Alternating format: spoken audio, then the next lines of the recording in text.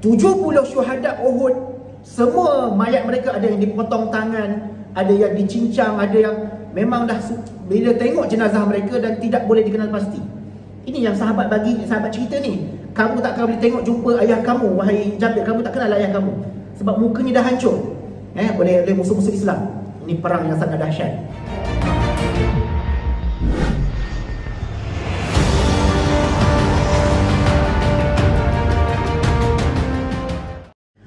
Pertama, hadis ini kita nak ceritakan hadis yang ke-22 ini diriwayatkan oleh Abu Abdullah Jabir bin Abdullah Al-Ansari radhiyallahu anhuma. Kenapa kita sebut radhiyallahu anhuma? Dua orang, merujuk kepada dua orang, kerana Jabir ini sahabat Nabi dan bapaknya juga sahabat Nabi. Cuma ayah kepada Jabir, Abdullah ini, nama dia Jabir bin Abdullah. Abdullah ini bapak Jabir ini jarang disebutkan kisahnya, jarang diceritakan kisahnya kerana dia telah syahid lebih awal. Jabir bin Abdullah sahabat Nabi dan ayahnya juga sahabat Nabi. Jadi di kalangan, dan Jabir ini juga di kalangan sahabat-sahabat yang kalau dalam istilahnya mukassirin, istilah hadis kata mukassirin ni ulama-ulama sahabat-sahabat Nabi yang besar-besar, sahabat Nabi yang banyak meriwayatkan hadis. Dalam Al-Kafi disebut Jabir bin Abdullah meriwayatkan sebanyak 1540 hadis. Antara sahabat Nabi yang banyak meriwayatkan hadis lain daripada Abu Hurairah, Abdullah bin Mas'ud dan sebagainya. Jadi Jabir juga antara al-mukassirin, antara sahabat Nabi SAW yang banyak meriwayatkan hadis. Dia sahabat Nabi dan ayahnya juga sahabat Nabi. Cuma cerita tentang ayah dia, Jabir ini orang Madinah, tapi dia masuk Islam lebih awal daripada sebelum hijrah. Masa berlaku peperangan Badar, ini Jabir sendiri cerita dalam hadis sahih. Masa dalam Jabir bin Abdullah ni, sahabat Nabi perawi hadis yang kita bacakan malam ini, dia menyertai peperangan sebanyak 21 peperangan. Dia menyertai peperangan sebanyak 21 dan 19 peperangan, 19 daripada peperangan itu dia menyertai Nabi. Disebut dalam hadis, aku telah menyertai peperangan bersama Rasulullah sebanyak 19 peperangan, tetapi aku tidak menyertai perang Badar dan Uhud kerana ayahku menegah. Ayah dia tak bagi. Sebab masa tu Jabir masih muda lagi. Jabir masih muda, masih remaja lagi. Dalam perang Badar ayah dia tak bagi, dan juga dalam perang Uhud. Perang Badar ini memang bukan calang-calang, tuan-tuan. Kalau kita cerita, dan sahabat-sahabat Nabi SAW yang menyertai peperangan Badar ini, mereka ada kedudukan yang special, ranking yang top rankingnya.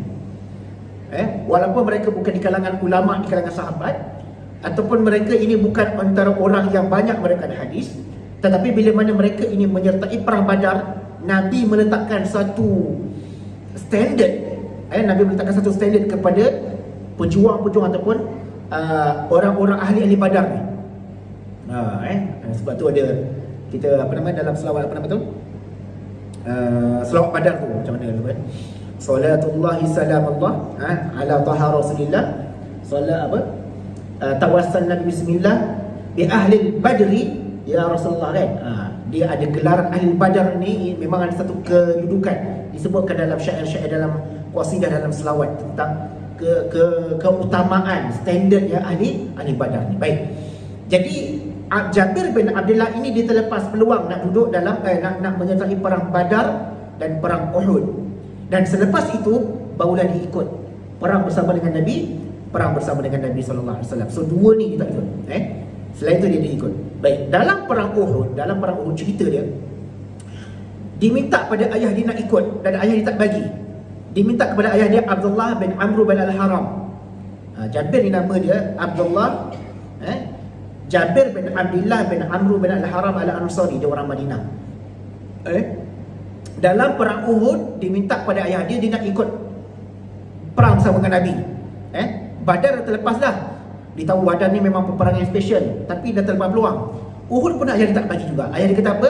Selagi mana aku masih hidup, selagi mana ayahmu ni masih hidup, dan aku tidak benarkan kamu untuk menyertai peperangan, dan kamu balik jaga adik-beradik kamu. Sebab di kalangan Jabir ni, dia seorang yang dia seorang je lelaki. Adik-beradik semua perempuan, kakak dia adik semua perempuan, dia seorang je lelaki. Ayah dia tak bagi Jabir ni pergi berperang bersama dengan Nabi SAW dalam peperangan Uhud, dan dia duduk di rumah lah, dijaga. Bila mana berakhirnya peperangan Uhud, selesai peperangan Uhud, Nabi dan para sahabat yang lain yang baki yang masih hidup ni patah balik ke Madinah. Dan Jabir adalah orang pertama yang berebut nak menyambut kepulangan Nabi SAW bersama dengan para sahabat. Dan dalam masa yang sama, bila dia melihat Nabi SAW, dia rasa lega. Tengok sahabat-sahabat yang lain juga, dia rasa lega. Ramai lagi yang masih hidup walaupun dalam keadaan cedera parah dan sebagainya. Dan dia tercari-cari mana ayah dia, Abdullah bin Amr bin Al-Haram, bapak dia yang dia tak bagi pergi perang tu. Nabi SAW bagi tahu, wahai Jabir, ayahmu telah gugur syahid di medan perang. Abdullah bin Amr bin Al-Haram, bapak kepada Jabir ni, telah syahid dalam peperangan Uhud. Dan Jabir nak tengok mana ayahku, aku nak tengok jasad. Aku nak tengok jasad, di manakah jasad ayahku. Sahabat-sahabat Nabi tak bagi. Sahabat-sahabat Nabi dia tak bagi Jabir ni tengok, melihat. Sebab kita tahu dalam peperangan Uhud, perang Uhud adalah perang yang sangat dahsyat. Boleh dikatakan 70 syahid, 70 orang sahabat Nabi yang syahid dalam peperangan Uhud itu, mayat-mayat mereka sukar untuk dikenal pasti kerana telah dirobek, dihancurkan mukanya. Saya tak ingat saya pernah cerita ataupun tidak. Perang Uhud adalah perang yang sangat dahsyat. Kalau kita sebut Mus'ab bin Umair, dalam perang Uhud, Mus'ab bin Umair dia ditugaskan untuk pegang panji bendera, bendera tentera muslimin. Dalam peperangan Islam, bendera ni penting. Nabi kata kalau bendera ni jatuh, tak ada umat Islam kalah. Sekarang ni zaman orang kata perang bendera kan. Sekarang ni mana-mana tempat kat trafik light tepi jalan semua perang bendera. Dalam peperangan Islam, dalam peperangan Uhud, Nabi kata kalau bendera muslimin jatuh, tanda kita kalah. Jadi Nabi SAW melantik Mus'ab bin Umair pegang, jaga bendera, jangan sampai jatuh. Tapi Mus'ab bin Umair akhirnya dibunuh, tangan kanannya dipotong, dipotong oleh musuh. Belum sempat bendera jatuh, disambut dengan tangan kiri. Dan bila sambut dengan tangan kiri, musuh potong pula tangan kiri Mus'ab. Dan akhirnya Mus'ab pun kemudian dipotong tangan kiri dan disambut dengan baki dua tangan yang masih ada. Ada orang mengatakan dicocoknya bendera itu dekat peha dia supaya bendera itu tak jatuh ke atas bumi, atas tanah. Maka Mus'ab bin Umair akhirnya dibunuh oleh musuh dan digugur syahid. Itu Mus'ab, kanan kiri tangan gudung. Siapa lagi?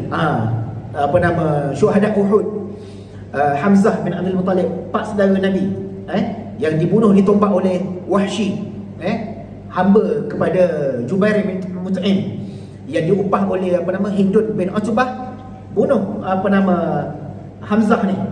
Sebab Hamzah ni dalam peperangan Badar, Hamzah telah bunuh Utbah bin Rabi'ah, bapa kepada Hindun. Hindun ini adalah isteri kepada Abi Sufyan. Dibunuh. Hamzah dibunuh dan mayatnya dirobek juga, hancur juga, robek.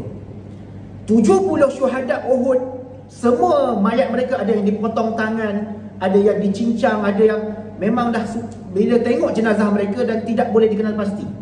Ini yang sahabat cerita ni. Kamu tak akan boleh tengok jumpa ayah kamu, wahai Jabir, kamu tak kenal ayah kamu sebab mukanya dah hancur oleh musuh-musuh Islam. Ini perang yang sangat dahsyat. Dalam peperangan Uhud, kecuali Hanzalah radhiyallahu anhu. Hanzalah saja mayat yang sempurna. Walaupun syahid tapi mayat dia sempurna. Sebab Hanzalah ni dia Islam, dia sahabat Nabi. Dia dalam kamp tentera muslimin, dia perang dan dia syahid. Tapi ayah dia Abu Amir Al-Fasiq, ayah kepada Hanzalah ni, dia duduk dalam kamp tentera kafir musyrikin. Ini perang yang sangat dahsyat. Anak Islam lawan dengan bapa yang masih kafir. Di dalam perang Uhud. Cuma bila mana Hanzalah ni syahid dan Amru bin Abu Amir Al-Fasiq ni pesan kepada tentera-tentera kafir musyrikin ni, jangan apa-apakan jenazah, jangan apa-apakan mayat anakku. Ini anakku. Walaupun dia dah masuk Islam pun, tapi jangan tolong, jangan apa-apakan. Jadi Hanzalah saja mayat yang sempurna. Yang lain semua semua hancur. Ini dalam cerita dalam peperangan Uhud. Bila Nabi SAW balik daripada perang Uhud, bawa balik baki-baki. Sebahagian mereka dikuburkan di dataran Uhud.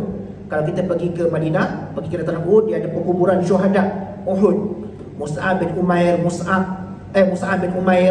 Hamzah bin Abdul Muttalib di situ. Siapa lagi?